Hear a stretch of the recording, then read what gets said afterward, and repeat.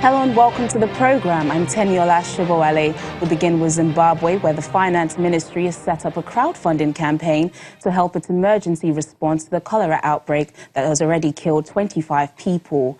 Finance Minister Mithuli Nkumbe tweeted about the initiative, providing a mobile payment account number for citizens to contribute funds in tackling the disease. The waterborne disease was first detected last week in a township outside the capital, but the World Health Organization warns that it's now spreading rapidly in the city. The decision to crowdfund has been met with mixed reactions. Meanwhile, the Movement for Democratic Change has postponed the mock inauguration of its leader, Nelson Chamisa, following the cholera outbreak. The party says the anniversary rally will go ahead at a later date to be announced. The mock ceremony was to take place at the MDC's 19th anniversary rally at Gwanzura Stadium in Highfield, the epicenter of the outbreak.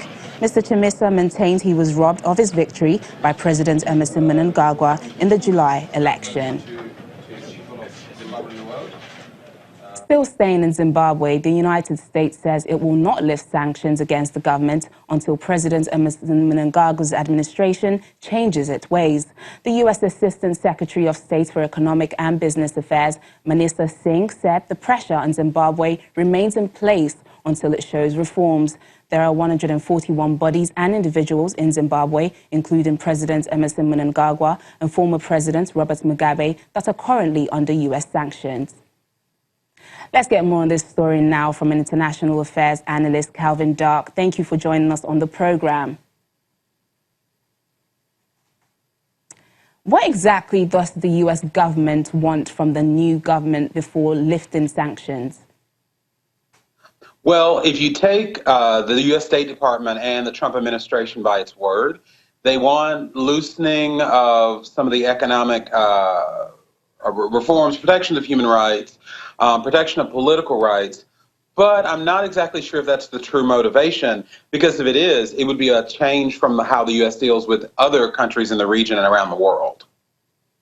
So the EU lifted most of its sanctions on Zimbabwe in 2014, but the U.S. is still defiant even after the country's presidential election. Is the U.S. doubting the legitimacy of Emmerson Mnangagwa's government?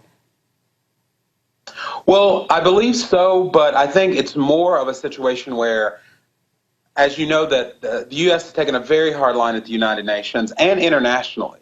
And because these sanctions were in place before the Trump administration, I believe that they're thinking there's no real reason to loosen these sanctions unless they see a clear benefit for the American people and the American government. So I don't necessarily think this is due to a big strategy, because we can't read too much into it, because unfortunately the U.S. government is not as seized on the matter in Zimbabwe and in that region as they should be. Okay, so at the moment, Zimbabwe is battling a cholera outbreak that has already killed 25 people and is seeking for funds to battle the outbreak. What effect is the U.S. sanctions likely to have on the crisis and the country's economy? Well, I don't really know if it'll have any direct effect on the response to the cholera outbreak, simply because the sanctions are targeting some government-connected companies and I believe a list of about 140 individuals. But what I do think that it reflects on is the U.S.-Zimbabwe relationship and how the U.S. could be there when they're not being there for a clearly humanitarian crisis.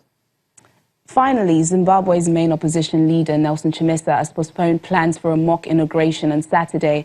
How is the U.S. government reacting to Mr. Chamisa's call for a protest and basically everything that has happened in the country post-election? Well, as I was saying, I don't think that we can read too much into the strategy that the U.S. State Department has for Africa, because I don't believe there is one, or at least it hasn't been clearly articulated. What I do think we can read into it is that the United States right now is looking for stability, and anything that will promote stability, or at least getting on a sure path to stability, that's what the U.S. will support. So I believe in as much as not supporting the mock inauguration gets to that goal of stability, that's where the U.S. will be. But I don't expect the U.S. to take leadership one way or the other on this issue. International affairs analyst Calvin Dark, thanks for joining us on the program.